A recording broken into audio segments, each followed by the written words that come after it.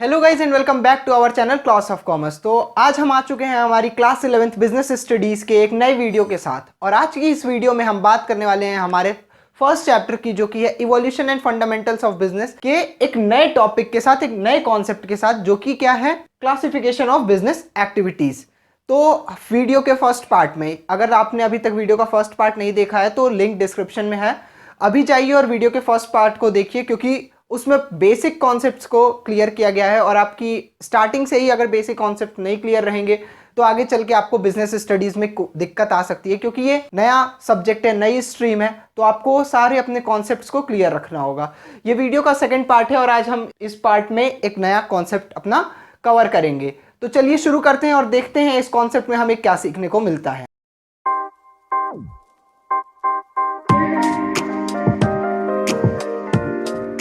Classification of business activities. Classification of business activities जो हमारा topic है, इसका मतलब क्या होता है, बिजनेस में जो भी एक्टिविटीज होती हैं उन्हें हम क्लासिफाई करते हैं। क्लासिफाई करते हैं का क्या मतलब है, उन्हें हम डिवाइड करते हैं कैटेगरीज में। वो कैटेगरीज होती हैं, आपको पिक्चर में क्लियरली दिख रहा होगा। पहली कैटेगरी होती है इंडस्ट्री और दूसरी होती है हमारी कॉमर्स। इंडस्ट्री और कॉमर्स ये दो कैटेगरीज होती हैं जिसमें हम बिजनेस की एक्टिविटीज को, बिजनेस में जो भी काम होते हैं हम उनको इन दो कैटेगरीज में डिवाइड करते हैं। या तो वो काम जो भी बिजनेस में हो रहा होगा, या तो वो इंडस्ट्री से बिलोंग करता होगा, या तो वो कॉमर्स से बिलोंग करता होगा। इन दो चीज़ों को छोड़ के बिजनेस में और कोई काम नहीं होते हैं जो कि किसी और कैटेगरी में जाएं। ठीक है, अब इंडस्ट्री और कॉमर्स, इन दोनों को हम अभी इसी वीडियो में आगे डिटेल में पढ़ेंगे, काफ़ी ज़्यादा डिटेल में पढ़ेंगे। बट उससे पहले हमें ये जानना ज़रूरी है कि ये कॉमर्स जो है वो फर्दर डिवाइड होता है दो पार्ट्स में, जो कि है ट्रेड और ऑक्सिलरीज टू ट्रेड। यानी कि कॉमर्स के फर्दर दो पार्ट्स होते हैं, या ट्रेड और ऑक्सिलरीज टू ट्रेड। इन्हें भी हम आगे की वीडियो में कवर करेंगे। तो चलिए अभी स्टार्ट करते हैं इंडस्ट्री से। इसमें हम समझते हैं इंडस्ट्री क्या होती है और इंडस्ट्री कितने टाइप्स की होती हैं। इंडस्ट्री, तो चलिए बेसिकली हम बात करते हैं इंडस्ट्री के बारे में।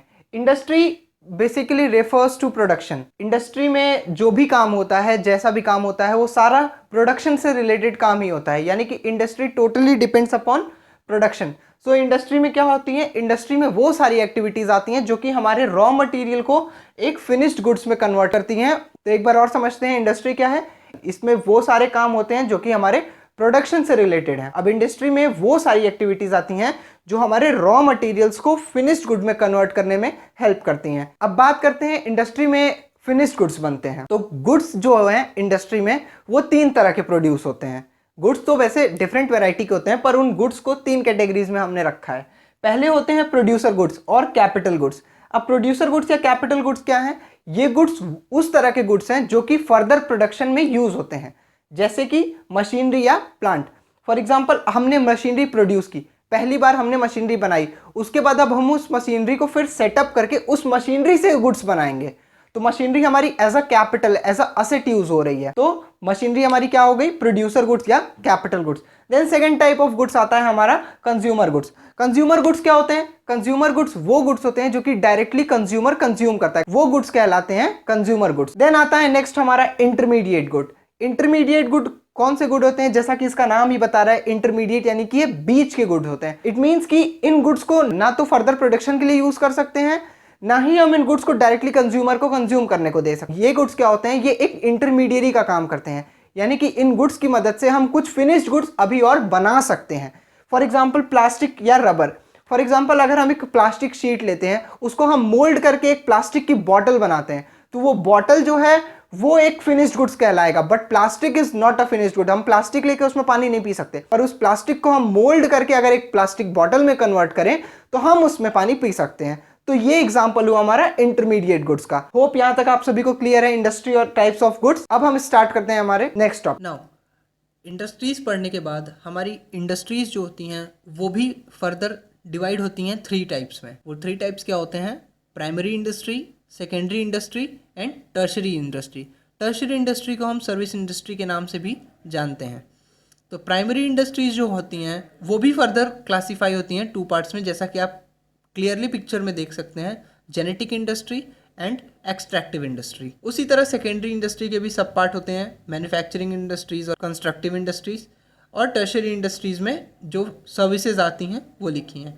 अब हम इन्हें एक एक करके समझेंगे बहुत ही ब्रीफ में कि ये होते क्या हैं एक्चुअली। तो अभी तक हमने पढ़ा कि इंडस्ट्री क्या होती है और उसके कितने टाइप्स होते हैं। अब हम स्टार्ट करते हैं हमारा first type of industry, that is primary industry. तो प्राइमरी इंडस्ट्री बेसिकली होती क्या है? प्राइमरी इंडस्ट्रीज वो इंडस्ट्रीज होती हैं जो कि हमारे रॉ मटेरियल्स को प्रोड्यूस कर। रॉ मटेरियल्स यानी कौन से मटेरियल?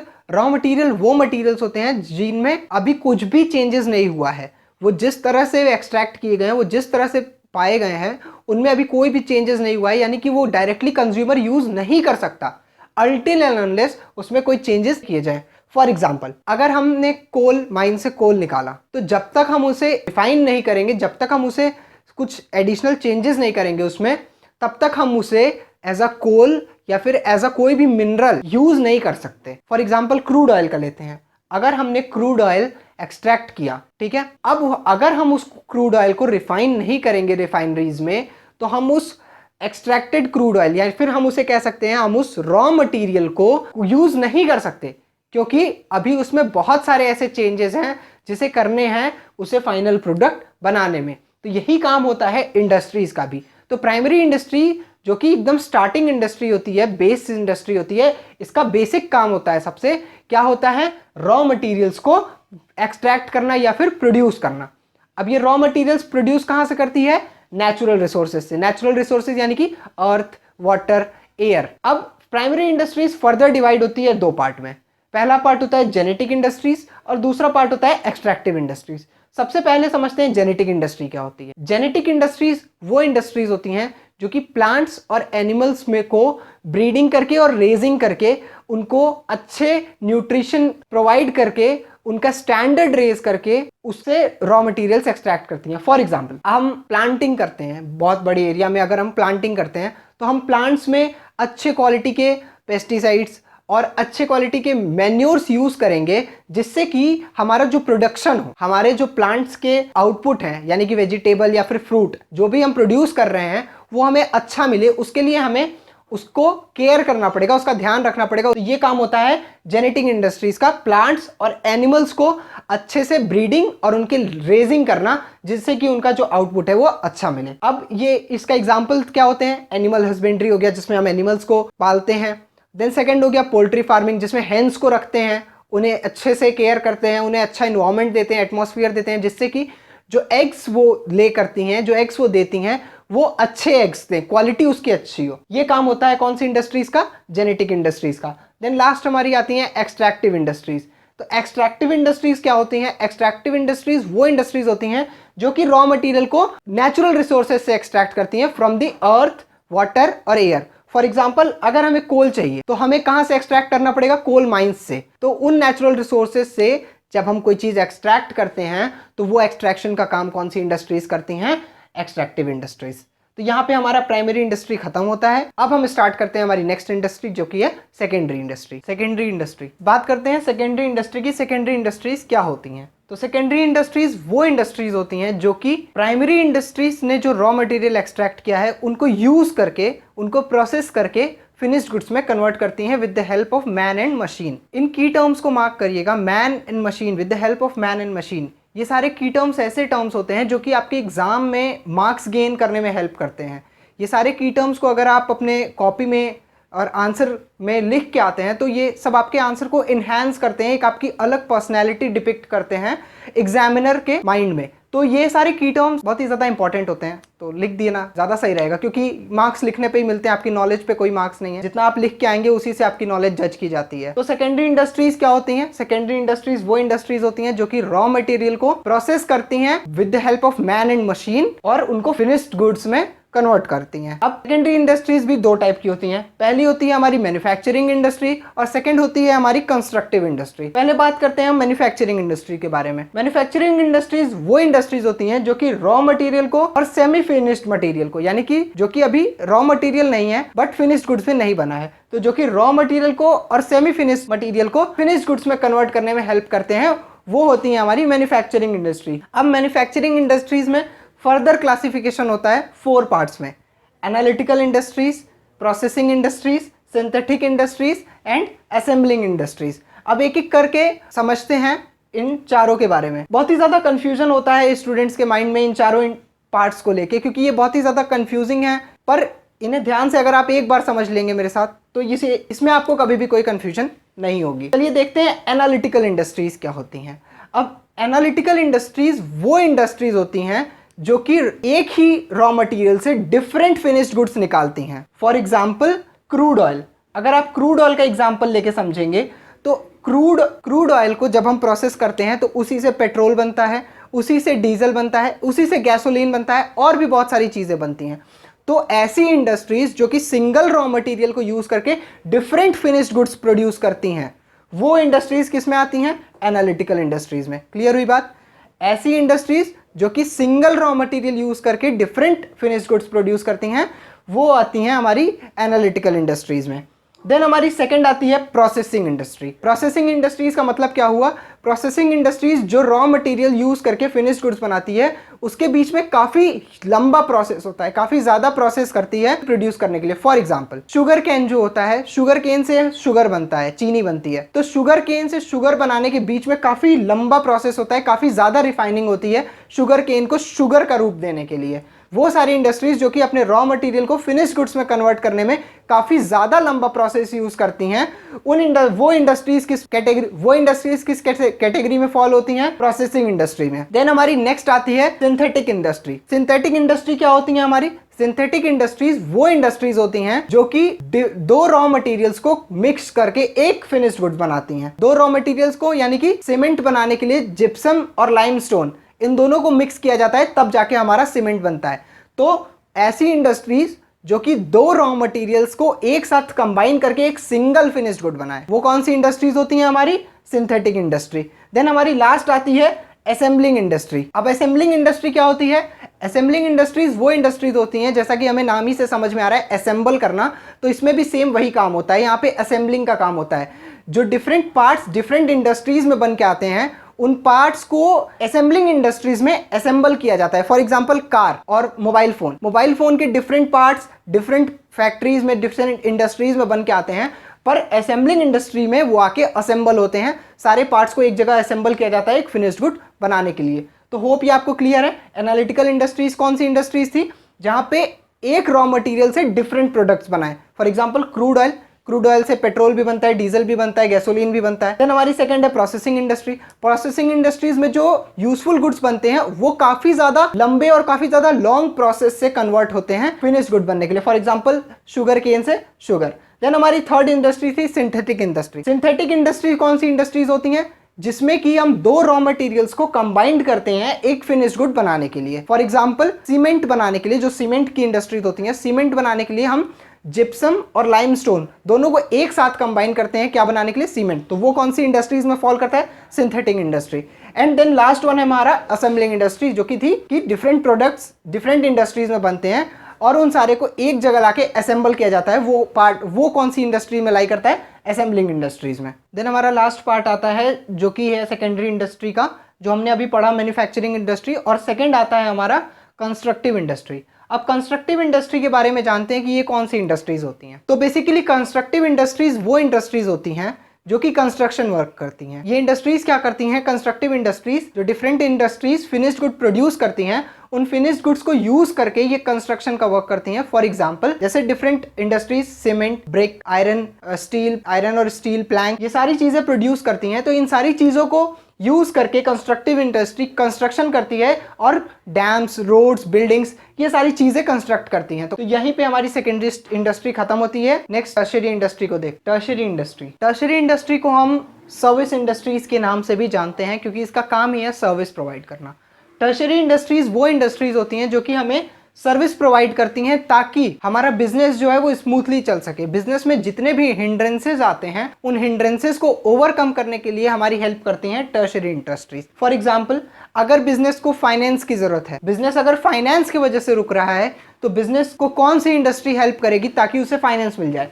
तो वो इंडस्ट्रीज होती हैं बैंकिंग इंडस्ट्रीज। तो हिंड्रेंसेस ऑफ फाइनेंस को कौन सी इंडस्ट्रीज दूर करती हैं? Banking industry. अब उसी तरह बिजनेस को एक गुड्स को दूसरे जगह ले जाने में ट्रांसपोर्टेशन की दिक्कत होती है, तो ट्रांसपोर्टेशन की दिक्कत जो है वो ट्रांसपोर्ट इंडस्ट्रीज दूर करेगी। ट्रांसपोर्ट इंडस्ट्री जो है वो हेल्प करेगी गुड्स सप्लाई करने में from one place to another. Then अगर बिजनेस में रिस्क है, अगर बिजनेस कोई ऐसा प्रोडक्ट बना रहा है जो कि डैमेज होने के चांसेस हैं, जो कि डैमेज होने के, स्पॉइल होने के चांसेस हैं, तो बिजनेस को कौन सी इंडस्ट्री हेल्प करेगी जिससे कि उस रिस्क को मिनिमाइज किया जा सके? तो वो होती है इंश्योरेंस इंडस्ट्री। इंश्योरेंस इंडस्ट्रीज जो है वो गुड्स की इंश्योर करती हैं कि अगर गुड्स को लॉस होता है तो वो उसका कंपनसेशन पे ऑफ करेंगे। तो ये हिंड्रेंस ऑफ रिस्क को इंश्योरेंस इंडस्ट्रीज ओवरकम करती हैं। देन लास्ट है हमारा स्टोरेज। जब गुड्स को बहुत ज़्यादा बल्क में प्रोड्यूस किया जाता है ताकि उसकी सप्लाई अपकमिंग फ्यूचर में की जा सके, तो उसकी स्टोरेज की दिक्कत आती है कि उसे स्टोर करके कहाँ रखा जाए। तो उसकी स्टोरेज की हिंड्रेंस को, हिंड्रेंस मतलब प्रॉब्लम्स, ट्रबल्स, उसकी स्टोरेज की प्रॉब्लम को जो इंडस्ट्री ओवरकम करती है वो इंडस्ट्री होती है हमारी वेयर हाउसिंग इंडस्ट्री। तो ये टर्शरी इंडस्ट्रीज जो होती हैं वो बेसिकली पूरे बिजनेस को सपोर्ट करती हैं ताकि उसका स्मूथ रन, स्मूथ फ्लो बना रहे। तो टर्शरी इंडस्ट्रीज यही होती हैं। ओके फ्रेंड्स, तो अभी तक हमने अपने इस कॉन्सेप्ट का, यानी कि क्लासिफिकेशन ऑफ बिजनेस एक्टिविटीज़ का एक मेजर पार्ट जो था इंडस्ट्री, वो हमने कवर कर लिया। अब हम स्टार्ट करने जा रहे हैं हमारा नेक्स्ट पार्ट जो कि था कॉमर्स। तो सबसे पहले इस पार्ट को स्टार्ट करने के लिए, कॉमर्स को स्टार्ट करने के लिए हमें एक ब्रीफ इंट्रोडक्शन चाहिए, किसका? कॉमर्स का। तो बड़े ध्यान से आप ये मेरी बात सुनिएगा जो अभी मैं आपको बताने जा रहा। हमने स्टार्टिंग में पढ़ा था कि बिजनेस एक इकोनॉमिक एक्टिविटी है। बिजनेस एक कैसी एक्टिविटी है? बिजनेस एक इकोनॉमिक एक्टिविटी है। तो हम सब जानते हैं इकोनॉमिक एक्टिविटी क्या होती हैं, और अगर कोई नहीं जानता, वीडियो का फर्स्ट पार्ट जाके देख लो भाई, एकदम क्लियर हो जाएगा। तो बिजनेस एक इकोनॉमिक एक्टिविटी होती है, और इकोनॉमिक एक्टिविटी का मेन पर्पस होता है प्रॉफिट अर्न करना। और बिजनेस जो होता है, हमने पढ़ा था कि वो प्रोडक्शन से स्टार्ट होता है और कंजम्पशन पे जाके खत्म होता है। यह बात क्लियर है? बिजनेस प्रोडक्शन से शुरू होता है और कंजम्पशन पे जाके खत्म होता है। तो अभी तक जो हमने पढ़ा इंडस्ट्री, इंडस्ट्री में हमने पढ़ा कि गुड्स प्रोड्यूस कैसे होते हैं, पढ़ लिया हमने इतना। अब बाकी काम बचा कंजम्पशन का। तो इससे आपको एक आइडिया समझ में आ गया कि commerce basically refers to the consumption of goods. पर ये कंजम्पशन इतना आसान नहीं होता। कंजम्पशन जो है वो इतना आसान नहीं होता, क्योंकि प्रोडक्शन से लेके गुड्स को कंजम्पशन तक पहुंचने के लिए, यानी कि प्लेस ऑफ प्रोडक्शन से लेके प्लेस ऑफ कंजम्पशन तक गुड्स को प्रोड्यूस पहुंचने के लिए, यानी कि प्रोड्यूसर से लेके कंज्यूमर तक गुड्स को पहुंचने में बहुत सारी हर्डल्स, बहुत सारी डिफिकल्टीज और बहुत सारे हिंड्रेंसेस का सामना करना पड़ता है। तो उन हिंड्रेंसेस को, उन हर्डल्स को, उन डिफिकल्टीज को ओवरकम करने के लिए हमारी कॉमर्स हमें कुछ फैसिलिटीज प्रोवाइड कराती हैं। अब वो फैसिलिटीज और वो दिक्कतें क्या हैं, ये हम इसी कॉमर्स में आगे एक टॉपिक आएगा, ऑक्सिलरीज टू ट्रेड, जिसमें हम पढ़ेंगे कि कॉमर्स हमें कौन सी सर्विसेज प्रोवाइड करता है हमारे डिफिकल्टीज को ओवरकम करने के लिए, हमारे हर्डल्स को हटाने के लिए। तो कॉमर्स समझ में आया। कॉमर्स क्या है? Basically relates to trade, sale of goods, goods को प्लेस ऑफ प्रोडक्शन से, यानी कि प्रोड्यूसर से लेके कंज्यूमर तक पहुंचाना, ये किसका काम है? कॉमर्स का। तो यहाँ पे हमारा कॉमर्स का कॉन्सेप्ट क्लियर होता है कि कॉमर्स क्या होता है, ये हमने समझा। अब डेफिनेशन देखते हैं कॉमर्स की। Commerce is the sum total of all the activities which have undertaken in carrying things from the place of production to the place of consumption. एकदम सिंपल डेफिनेशन लिखी है जिसको समझने में कोई दिक्कत नहीं होगी। ये सारी बातें हम अभी एक कॉन्सेप्ट में अपने अभी हम समझ चुके हैं। तो कॉमर्स क्या होता है? कॉमर्स उन सारी एक्टिविटीज का सम होता है जो कि हम परफॉर्म करते हैं अपने गुड्स को प्लेस ऑफ प्रोडक्शन से लेके प्लेस ऑफ कंजम्पशन तक, यानी कि प्रोड्यूसर से लेके कंज्यूमर तक पहुंचाने के लिए हम जितनी भी एक्टिविटीज परफॉर्म करते हैं वो सारी किसके अंडर आती हैं? हमारी कॉमर्स के अंडर। ये बात क्लियर है? इसी के साथ हमारा कॉमर्स का कॉन्सेप्ट भी खत्म होता है। तो ये हमने समझा कि कॉमर्स क्या होता है। अब हम समझेंगे कि कॉमर्स के जो फर्दर सब डिवीजन है। अब कॉमर्स जो है वो फर्दर डिवाइड होता है टू पार्ट्स में। पहला होता है ट्रेड और दूसरा होता है ऑक्सिलरीज टू ट्रेड, जिसे हम एक और नाम से जानते हैं एड्स टू ट्रेड। अब हम एक एक करके समझते हैं कि ये ट्रेड और ऑक्सिलरीज टू ट्रेड होता क्या है। तो सबसे पहले हम बात करते हैं ट्रेड के बारे में। ट्रेड क्या होता है? ट्रेड होता है buying and selling of goods and services for profit motive. Trade के भी अब डिफरेंट पार्ट्स होते हैं, होम ट्रेड और फॉरेन ट्रेड। अब होम ट्रेड जो है वो फर्दर क्लासीफाई होता है हमारे 3 पार्ट्स में, local trade, state trade and national trade. और हमारा जो फॉरेन ट्रेड है वो भी फर्दर क्लासीफाई होता है 3 पार्ट में, इंपोर्ट, एक्सपोर्ट एंड एंटरपोर्ट। तो अब हम एक एक करके बात करते हैं कि ये ट्रेड क्या होते हैं और इसके कंपोनेंट्स को हम समझते हैं। ट्रेड हम सब जानते हैं, ट्रेड यानी व्यापार। व्यापार तो सभी जानते हैं कि ट्रेड क्या होता है, परचेज एंड सेल होता है गुड्स एंड सर्विसेज का। कोई भी गुड्स एंड सर्विसेज को हम खरीदते या बेचते हैं for the profit motive. Business की बात हो रही है तो प्रॉफिट मोटिव तो ऑब्वियस है, क्योंकि बिजनेस का मेन मोटिव ही प्रॉफिट होता है। तो ट्रेड में हम गुड्स को खरीदते या बेचते हैं किस मोटिव के लिए, प्रॉफिट मोटिव के लिए। अब जो भी पर्सन ट्रेड एक्टिविटी में इन्वॉल्व होते हैं उन पर्सन को हम ट्रेडर कहते हैं, और उस एक्टिविटी को हम कहते हैं ट्रेड। ये बात क्लियर है? तो अभी तक हमने समझा कि ट्रेड क्या होती है। अब हमने देखा था कि ट्रेड दो तरह की होती है, होम ट्रेड और फॉरेन ट्रेड। तो अब समझते हैं होम ट्रेड होती क्या है। तो जितनी भी बाइंग एंड सेलिंग हम अपने नेशनल बाउंड्रीज के अंदर कर रहे हैं उन सारी ट्रेड को हम कहते हैं होम ट्रेड। की बात क्लियर है? सिंपल सा है, जो भी हम नेशनल बाउंड्रीज यानी कि सपोज हमारी कंट्री इंडिया है ही, तो जो भी ट्रेड हम इंडिया के अंदर कर रहे हैं वो सारी हमारी होम ट्रेड कहलाएगी। अब होम ट्रेड जो है वो फर्दर क्लासीफाई हुआ है 3 पार्ट्स में। एक बात समझिए, हम ट्रेड कर रहे हैं तो हम कोई भी काम डिफरेंट लेवल्स पे करते हैं, चाहे वो काम हम छोटे लेवल पे करें चाहे वो काम हम बड़े लेवल पे करें। तो उसी तरह ट्रेड भी छोटे लेवल पे भी हो सकती है और बड़े लेवल पे भी हो सकती है। तो उसी के बेसिस पे हमारी ट्रेड 3 कैटेगरीज में डिवाइड हुई फर्दर। क्या है? लोकल ट्रेड, स्टेट ट्रेड और नेशनल ट्रेड। नेशनल ट्रेड को हम एक नाम से और जानते हैं, इंटर स्टेट ट्रेड। तो चलिए समझते हैं लोकल ट्रेड क्या होती है। लोकल ट्रेड वो ट्रेड होती है जो कि हम बहुत ही कम डिस्टेंस में ट्रेड करते हैं, यानी कि buying and selling of goods and services takes place between few distance. 2 village में ट्रेड कर रहे हैं, विलेज में डिस्टेंस बहुत कम होती है, छोटे छोटे विलेजेस होते हैं। तो छोटे लेवल पे हम जो ट्रेड करते हैं, छोटी डिस्टेंस जो कवर करते हैं ट्रेड करने के लिए, वो हमारी लोकल ट्रेड में आती है। इस ट्रेड में एक नोटिस करने वाली चीज है, हम ज्यादातर पेरिशेबल नेचर के गुड्स को बाय या सेल करते हैं। पेरिशेबल नेचर के गुड्स यानी कि ऐसे गुड्स जो ज्यादा टाइम तक नहीं चलते, जो जल्दी खराब हो जाते हैं। For example fruits, vegetables, dairy products. तो हम ज्यादातर लोकल ट्रेड में पेरिशेबल नेचर के गुड्स में ट्रेड करते हैं। देन हमारी नेक्स्ट ट्रेड आती है स्टेट ट्रेड। स्टेट ट्रेड ऐसी ट्रेड होती है जो कि हम विद इन अ स्टेट करते हैं, एक स्टेट बाउंड्रीज के अंदर। जैसे कि अगर आप उत्तर प्रदेश में ट्रेड कर रहे हैं तो आप उत्तर प्रदेश के जितने भी डिस्ट्रिक्ट हैं उन सारे डिस्ट्रिक्ट्स में ट्रेड कर सकते हैं, बस आपको उत्तर प्रदेश के बाहर जाके ट्रेड नहीं करना है। तो ये ट्रेड हमारी कौन सी हो गई? State trade.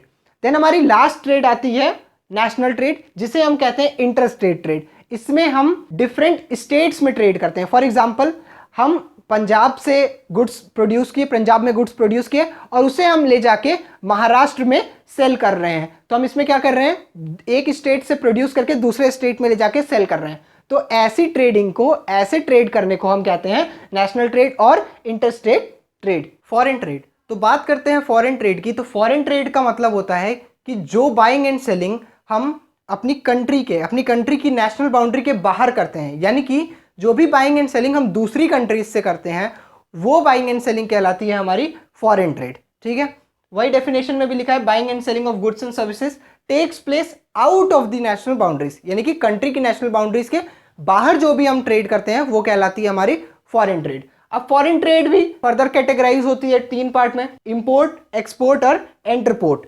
अब इंपोर्ट क्या होता है? आपने इंपोर्ट और एक्सपोर्ट ये 2 टर्म पहले भी सुन रखे होंगे और आपको मे भी पता भी होगा। नहीं पता है तो अब आप ये कॉन्सेप्ट अपना जरूर क्लियर कर लें, क्योंकि आगे चल के बिजनेस स्टडीज और कॉमर्स जो आपने बैकग्राउंड लिया है, इस बैकग्राउंड में ये टर्म बहुत ही फ्रीक्वेंटली यूज होने वाले हैं। इंपोर्ट का मतलब होता है जब हम किसी दूसरी कंट्री से गुड्स खरीद के अपनी कंट्री में लेते हैं तो हम उसे कहते हैं इंपोर्ट ट्रेडिंग। देन होता है नेक्स्ट एक्सपोर्ट। एक्सपोर्ट ठीक इंपोर्ट का उल्टा होता है, जब हम किसी दूसरी कंट्रीज को गुड्स बेचते हैं, सेल करते हैं, तो उसे कहते हैं हम export trade. And last one आता है एंटरपोर्ट। ये आप लोग के लिए नया है और ये आपने नहीं सुना होगा। एंटरपोर्ट का मतलब होता है कि हम एज अ मीडियम एक्ट करते हैं। कैसे? ये आपको मैं एक एग्जांपल से समझाता हूं। ये देखिए, हम 3 कंट्रीज का एग्जांपल ले रहे हैं, अमेरिका, इंडिया और कनाडा। यहाँ पे हम इंडिया है, हमने अमेरिका से गुड्स इंपोर्ट किए। अभी हम समझे थे इंपोर्ट क्या होता है, दूसरी कंट्री से गुड्स खरीदना।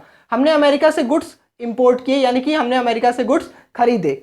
देन हमने क्या किया, हमने उन गुड्स को कंज्यूम करने की जगह, हम उन गुड्स को खरीद के यूज करने की जगह, हमने उन सेम गुड्स को उठा के एक्सपोर्ट कर दिया कनाडा को। क्या किया? अमेरिका से गुड्स हमने इंपोर्ट किए और उसी गुड्स को हमने एक्सपोर्ट कर दिया कनाडा को। तो हम यहाँ पे एज अ इंटरमीडिएटरी काम कर रहे हैं।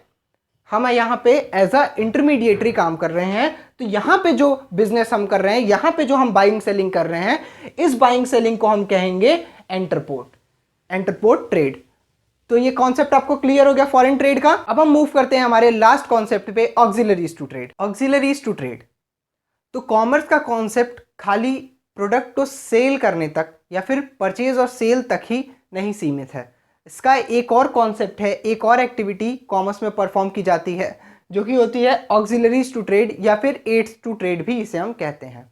अब इस एक्टिविटी को परफॉर्म करना, इन एक्टिविटीज़ को करना क्यों ज़रूरी है, ये जानना सबसे ज़्यादा ज़रूरी है। इन एक्टिविटीज़ को करने की सबसे मेन ज़रूरत तब पड़ती है जब हमें परचेज सेल, जब हमें ट्रेड करने में जो प्रॉब्लम्स आती हैं, उन प्रॉब्लम्स को ओवरकम करने की फैसिलिटी हमें ये देता है एड्स ऑक्सिलरीज टू ट्रेड। अब बिजनेस करने में, अब ट्रेड करने में ऐसी कौन सी प्रॉब्लम्स आती हैं जिनके बिना ट्रेड पॉसिबल ही नहीं है। आप खुद सोचिए कि आप कोई भी काम करने जाते हैं, हर काम में कुछ ना कुछ ऐसी प्रॉब्लम आती ही आती हैं। तो सेम उसी तरह ट्रेड करने में भी एक प्रोड्यूसर को या फिर एक कंज्यूमर को, दोनों को ही कुछ ना कुछ प्रॉब्लम्स फेस करनी पड़ती हैं। अब वो प्रॉब्लम्स क्या हैं, चलिए उन पे बात करते हैं। तो सबसे पहली प्रॉब्लम होती है प्रोड्यूसर की और कंज्यूमर की भी, कि गुड्स तक पहुंचना या फिर गुड्स उन तक पहुंचाना। प्रोड्यूसर के एस्पेक्ट से गुड्स उन तक पहुंचाना और कंज्यूमर के एस्पेक्ट से गुड्स तक पहुंचना या फिर सामान तक पहुंचना। प्रोड्यूसर जो हैं हर सामान के, वो बहुत ही कम है। सपोज अगर एक सोप मैन्युफैक्चरिंग कंपनी है, तो वो सोप मैन्युफैक्चर कर रही है, ठीक है।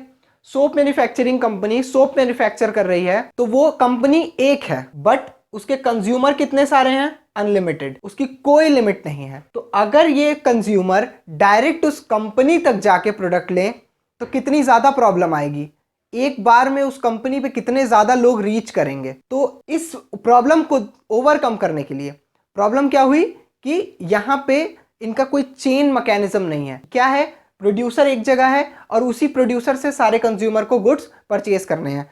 तो ये पॉसिबल नहीं है कि एक प्रोड्यूसर, एक ही प्रोडक्शन कंपनी सारे गुड्स, सारे कंज्यूमर को गुड्स सप्लाई कर सके।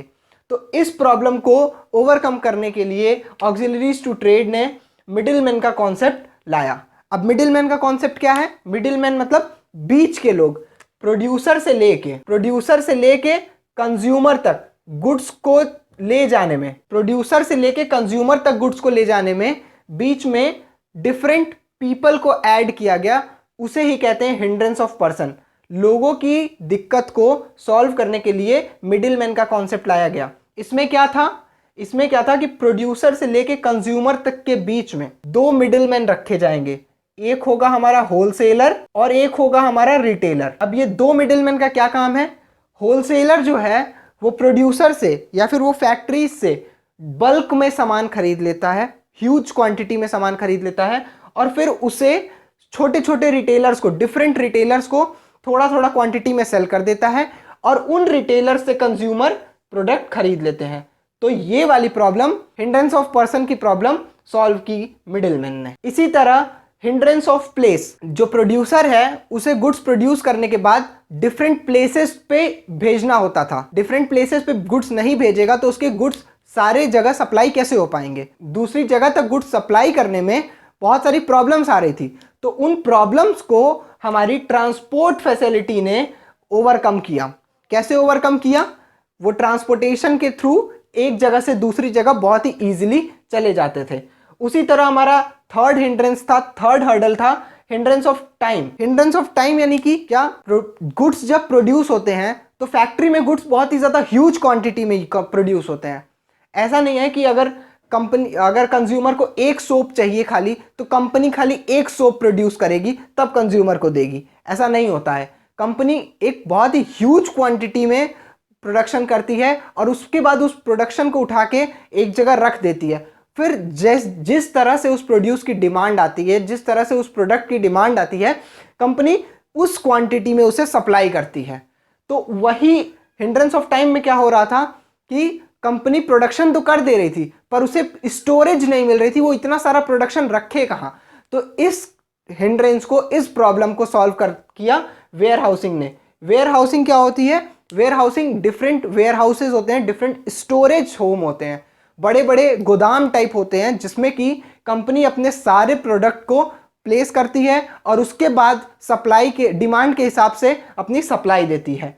एंड नेक्स्ट रिस्क है, नेक्स्ट हर्डल है हमारा हिंड्रेंस ऑफ रिस्क। अब हिंड्रेंस ऑफ रिस्क यानी कि बिजनेस में रिस्क होता ही है, तो उसी तरह ट्रेड में भी रिस्क होता है।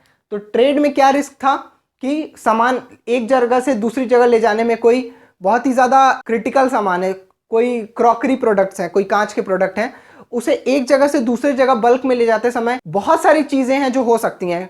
एक्सीडेंट हो जाए और बारिश हो जाए, कोई ऐसा सामान है जो पानी से ख़राब हो सके या फिर वो स्पॉयल हो जाए। तो उस रिस्क को मिनिमाइज करने के लिए ऑक्सिलरीज टू ट्रेड ने एक सॉल्यूशन दिया जिसे हम कहते हैं इंश्योरेंस।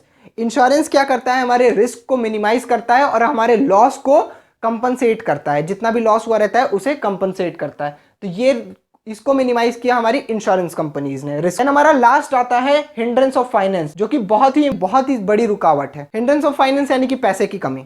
अगर आपको ट्रेड करना है तो आपको पैसे चाहिए, आप पहले गुड्स खरीदेंगे फिर सेल करेंगे, तो उसको खरीदने के लिए आपको एक बहुत ही ह्यूज क्वांटिटी में कैपिटल चाहिए, फाइनेंस चाहिए। तो अगर आपको फाइनेंस चाहिए तो फाइनेंस के लिए वो हमें सॉल्व करता है बैंकिंग कंपनीज। बैंकिंग कंपनीज हमें लोन देती हैं, हमें फाइनेंस प्रोवाइड करती हैं, जिससे कि हम अपना बिजनेस स्मूथली रन कर सकें। तो यहाँ पे ये हमारा topic auxiliaries to trade complete होता है और इसी के साथ साथ हमारा ये टॉपिक, ये concept classification of business activities भी यहाँ पे कंप्लीट होती है। होप आपको ये वीडियो पसंद आई होगी। अगर आपको ये वीडियो पसंद आई तो प्लीज प्लीज प्लीज इस वीडियो को लाइक करें, चैनल को सब्सक्राइब करें, क्योंकि आपको ऐसी और वीडियोस मिलती रहेंगी। और अगर आपको कोई भी डाउट है या फिर आपको वीडियो पसंद आई तो प्लीज अपने रिव्यूज कमेंट में हमें बताएं। Thank you.